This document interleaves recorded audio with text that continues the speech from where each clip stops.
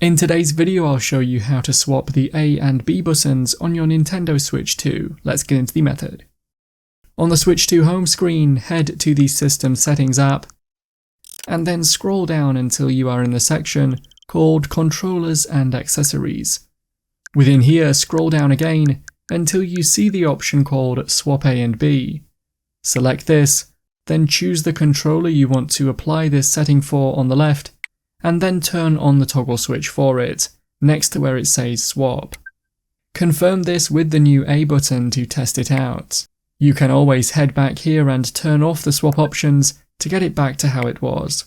That's how to swap the A and B buttons on your Nintendo Switch 2. If you found the video helpful, remember to leave a like and feel free to subscribe for more.